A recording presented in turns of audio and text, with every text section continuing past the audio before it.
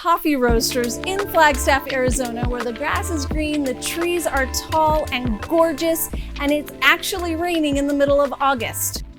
It is beautiful, about 75 degrees. I'm not complaining. Anyways, to get into the meat of this video is we are talking the differences between a cappuccino and a cortado. Have you ever walked into a shop and thought, should I get a cappuccino? Should I get a cortado? What's really the difference? We're going to discuss that in this episode today. So stick around and subscribe. Hopefully we are helpful and you can give us a thumbs up at the end of this video. Of course, if you have any comments, you can leave those below as well and we'll get an answer for you. Let's get into it. So we are here with Zach, and he is the director of coffee at Single Speed Coffee Roasters in Flagstaff, Arizona. And what we are discussing are the similarities and the differences of a cappuccino versus a cortado. Expertise is here. Let's get it started. All right. Well, where should we start? Cappuccino or cortado? Let's start with cappuccino, since that I feel is the majority of people, if they were going to say a name of coffee, cappuccino would roll off your tongue. I mean, it's the most Italian thing that you can almost say. I mean, there's macchiato, cappuccino. That one definitely stands out within the coffee realm, especially if you don't know what you're really talking about yet, you know? But then there's also a couple different kinds of cappuccinos that have been developed over time. More traditional Italian cappuccinos. Then there's more modern cappuccinos. Here at Single Speed, we actually do a combination of all those, really combining all different styles that are currently found in the coffee world. So we really like to play with that. So the main difference is going to be size. So this one being more traditional between a 6 and 8 ounce. And then we have a very traditional Gibraltar cup here, which is about 4.5 ounces.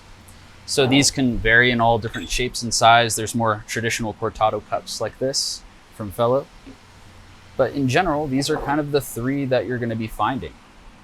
So this being a cappuccino, this being more of a modern cortado cup, and this being a very traditional cortado cup.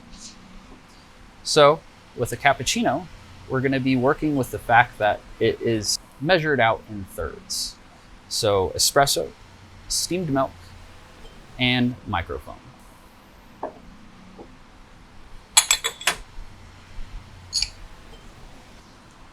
All right. So our first layer being espresso, we're going to go ahead and pull some espresso.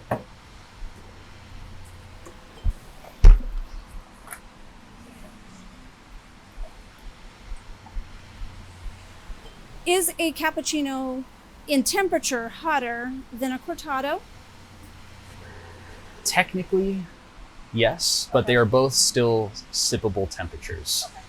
The main reason why people really love cortados is that it's that drink that you can pick up and sip on right away.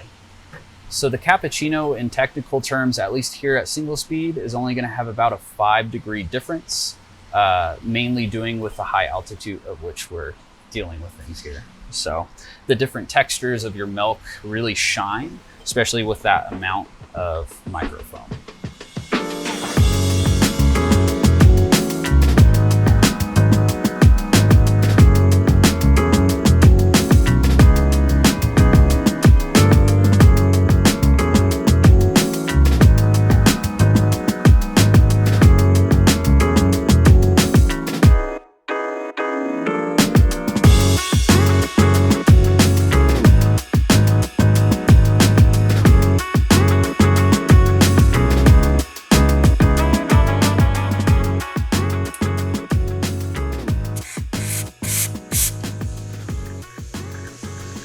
So here, in order to stretch our milk a little bit farther, I'm going to be dealing with a lot less pressure. Gives me a little more time.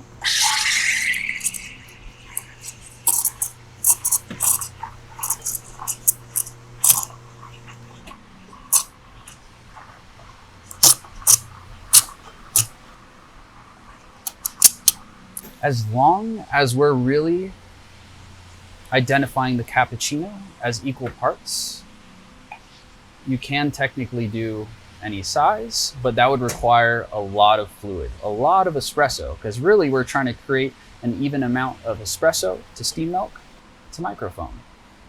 And I don't think people want to waste that much espresso. So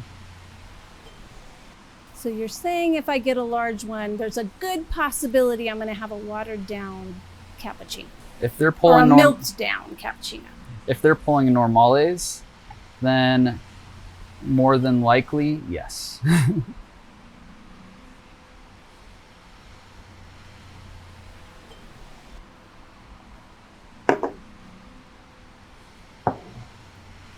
A modern traditional cappuccino. Now you mentioned your Italian that you serve here at Single Speed. Kind of share with us what you do. So for a more traditional Italian cappuccino, we actually use a very traditional Italian roast as well. So the black mamba is what we call it here. And then what we do with that is play with a very traditional cappuccino definition, which is technically drier, scooped out, and really playing with those layers. So we're really scooping out a lot of layers. Here we'll find just about the right amount of layer of espresso steam milk to foam. There you're just gonna get a little more foam because it's gonna be scooped out and stretched just a little bit further. So here I'm playing with kind of in between that. I'm still pouring out, but using a technique where I pour out all that foam, layering it slowly right away. So without any sort of scooping, but also layering and creating that hood on top while I pour. So for someone that doesn't steam milk, doesn't have it at her house, when you talk about steaming milk, the cappuccino versus a cortado, you're going to steam it differently in order to get the layers that you got in this cappuccino. Yeah. Okay. And there's many different ways you can do that are out there. You can go all the way up to full pressure if you want, the whole entire way. But it really depends on how fast you can really find that sweet spot. So we have our cappuccino. Yeah. Now to our cortado. So other than the huge size difference clearly between these two cups, this is a very traditional way to serve a cortado in a Gibraltar.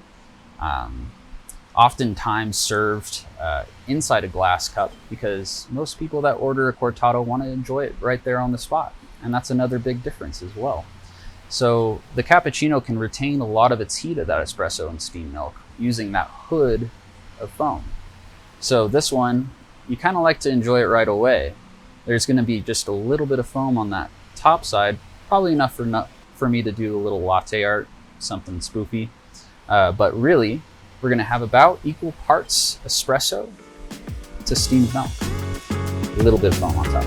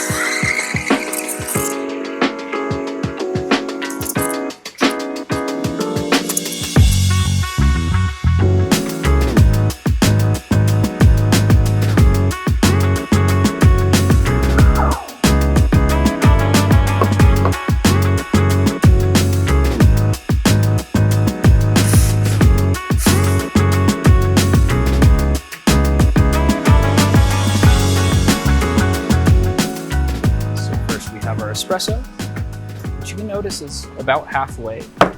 Here we're pulling normales that pulled to about 39 grams. For espresso, there's going to be traditionally 3 types: ristretto, normale, and longo. Ristretto is going to be a 1-to-1, while this normale is going to be a 1-to-2, and a longo being 1-to-3.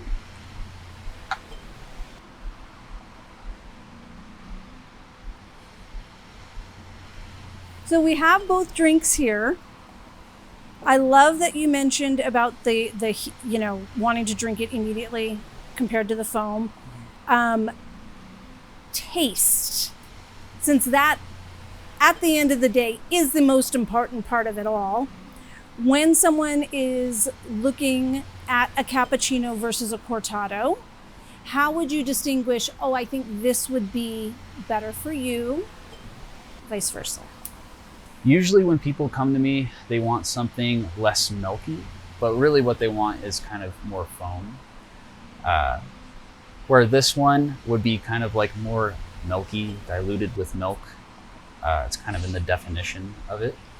Where this one also can be a little bit sweeter because of that microfoam. Really playing with those textures, the proteins, the fats, the sugars, and the way that is actually drawn through the top foam, and how the espresso falls slightly through that foam as well on each sip. Where this one's going to be a good combination of everything, all in one sip. So some people might say it could be bitter. I say it could be sweet still. So the love of coffee, that's why. Okay, so I am going to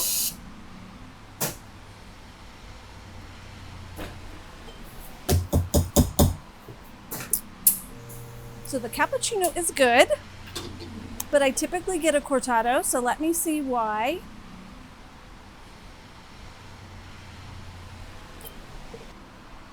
Yeah, to me, so, and it might be just in my head.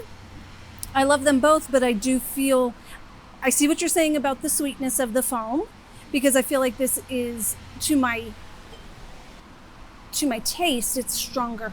Yeah. I don't know if that's... There's a higher density of espresso in that one too. Again, there's a different size comparison here. And also we have a hood of milk. This is still layered. So you're only getting a very slight, small draw of espresso through each sip. You can even see it inside your cup that you're drawing just a little bit of espresso. While this is a good mixture due to a high pour on this espresso to milk. Right away, it's a perfect mixture, half and half mixture of espresso to steamed milk. So. Okay, one last question before I leave this whole education. Yeah. What do you say if someone says, can I get sweetener in these? Go for it. Okay. So at the end of the day, it is your choice of every coffee drink is to the person's taste at the end of the day. So, okay, there you have it. Thanks, Zach. We really appreciate you letting us into single speed and hope you guys got something out of this. Please leave some comments in the section below and we will make sure and text Zach for the answer. See you soon.